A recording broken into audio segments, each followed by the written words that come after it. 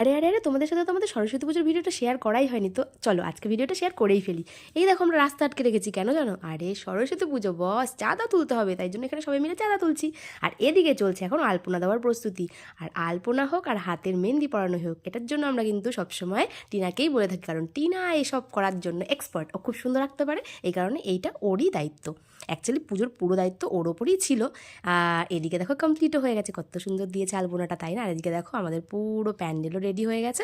আর প্যান্ডেলটা করেছে কিন্তু আমাদের বিশ্বদা। আর প্যান্ডেলটারও একটা কাহিনী আছে, সে নয় পরে শোনাবো। আর দেখো আমি সেই পুজোর দিন সকালবেলা থাকতে পারিনি, কারণ যেহেতু আমাদের ঘরের পুজো ছিল, তো মিষ্টি এখানে এসে অঞ্জলি টঞ্জলি দিয়ে নিয়েছে। তো আবার আমরা পাড়ার পুজোতে যাবো, সেটা হচ্ছে রাতের বেলা, কারণ রাতের বেলা কিছু প্রতিযোগিতার আয়োজন করা হয়েছে, তো সেখানে দেখো চলেও এসেছি আমরা। আর এই দেখো আমাদের প্রতিযোগিতার প্রাইজ। তো প্রাইসগুলো দেখে তো মিষ্টি ডিসকাশন শুরু করে দিয়েছিল, কোনটা ওর ভালো লাগে কোনটা ওর ভালো লাগে না। বেচারা মানুষ তো জানে না যে খেলতে হবে, জিততে হবে, তারপরে গিয়ে প্রাইজটা পাবে। ও আগেই শুরু করে দিয়েছে, মা আমি এটা নেবো, মা আমি ওটা নেবো। তো যাই হোক, প্রথমে গিয়ে দেখলাম যে মোমবাতি প্রতিযোগিতা চলছে, সবাই বেশ ভালোই খেলছিল, তার মাঝখানে আমিও একটু খেলে নিলাম।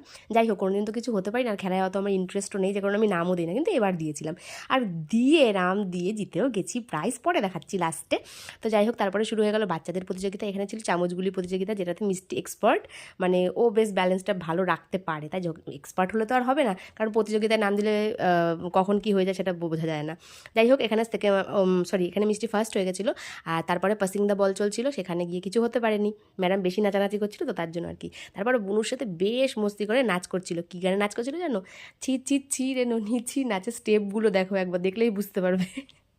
তারপরে আমরা বড়রা ভাবলাম শুধু বাচ্চারাই কেন চামচগুলি খেলবে, আমরাও একটু খেলে নিই, তাই আমরাও একটু খেলে নিয়েছিলাম। তারপর মিষ্টির হাতে চলে এসেছিলো প্রাইজ, এই দেখো একটা বালতি আর একটা জলের বোতল পেয়েছি, বাহ! এটা সরস্বতী পুজোর একদিন পরের ভিডিও, যেদিন খিচুড়ি করা হয়েছিল সবাইকে ডিস্ট্রিবিউট করার জন্য, কারণ যেহেতু আমরা রাস্তা আটকে চাঁদা তুলেছি, সবাইকে যদি প্রসাদ না দিই তাহলে সবাই খেপে যাবে।